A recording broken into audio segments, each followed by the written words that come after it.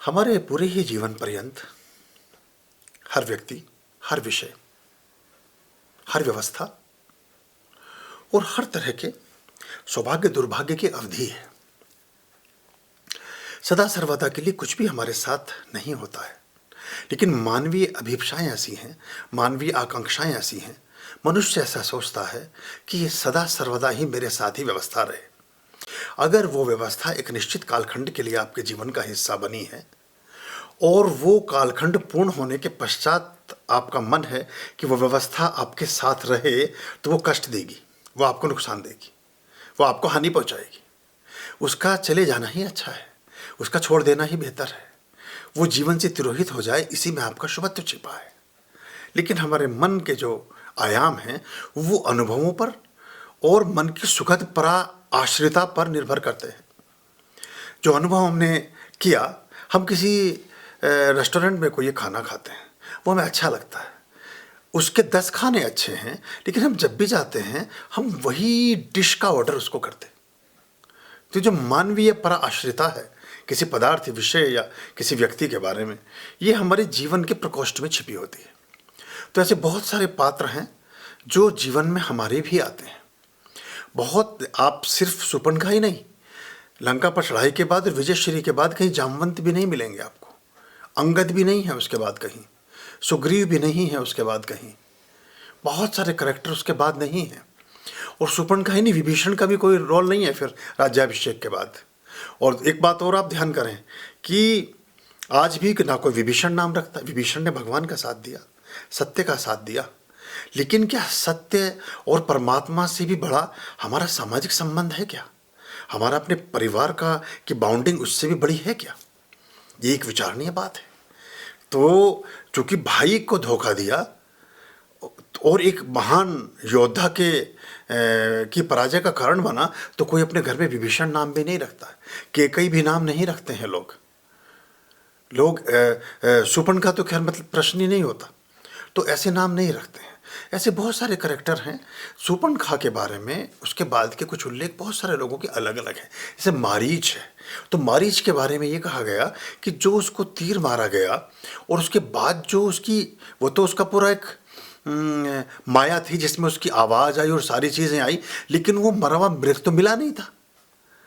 वो ध्वनि आई, ध्वनि से एक छल और छलावे का जन्म हुआ, और उससे जो भ्रम पैदा हुआ उसमें श्री राम को ढूंढने लक्ष्मण निकले, आप सब कहानी जानते हैं, और वो दोनों भाई फिर वहाँ से लौट कर आए, इस बीच में सीता माता का हरण हो जाता है। ये कहानी बच्चों को पता है। लेकिन वो जो मारीच था, मामा मारीच, जिसको अलग तरह के रूप भरने की एक विद्या विकसित थी, उसकी जो डेड बॉडी जा करके गिरी, वो गिरी साउथ अफ्रीका के कॉर्नर में।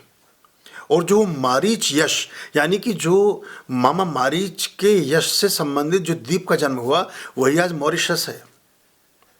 मारीच यश वही मॉरिशस है, अपभ्रंश होकर के जो बाद में बना। और वो जो, जब आप उसका नक्शा देखेंगे मैप पर, तो वो बिल्कुल एक मरे हुए हिरन जैसे गिरा हुआ होता है, उसी तरह की उसकी आकृति है। ये बात मुझे ख्याल में सुपर्णखा को इसका श्रेय जाता है, तो ये आपने बीच में चूँकि उसका जिक्र कर लिया। तो ऐसे बहुत सारे करेक्टर हैं, और बहुत करेक्टर जो देखने में नकारात्मक प्रतीत होते हैं, लेकिन वो बड़े सकारात्मकता के जन्मदाता होते हैं। अगर अर्जुन नहीं होते तो ऐसा लगता है कि मद्भागवत गीता का जन्म नहीं होता। भगवान श्री कृष्ण से कौन संवाद करता? ऐसे वर्तुल, ऐसी परिस्थितियां बनी कि वो संवाद हुआ, उसमें गीता का जन्म हुआ, जो 5000 वर्षों से मनुष्य की चेतना का एक आधार बिंदु स्तंभ है, और पूरे दुनिया में दिगंत तक 600 भाषाओं में और 600 बोलियों में, मतलब 600 भाषाओं और उपभाषाओं में और बोलियों में और 60 देशों में श्रीमद्भगवत गीता का प्रादुर्भाव है, और उसका अपना एक आयाम और व्यवस्था है। तो वो उसका श्रेय दुर्योधन को भी जाता है। ना दुर्योधन होता ना महाभारत होती, ना महाभारत होती ना संशय पैदा होता, ना संशय पैदा होता ना गीता का जन्म होता। तो यहाँ ये जो गुरु शिष्यों के संवाद हैं, ये नई नई गीताओं को जन्म देते हैं, ये नए नए वर्तुलों को जन्म देते हैं, क्योंकि वो जो प्रश्न आते हैं वो प्रश्न फिर उस हिसाब से चलते हैं।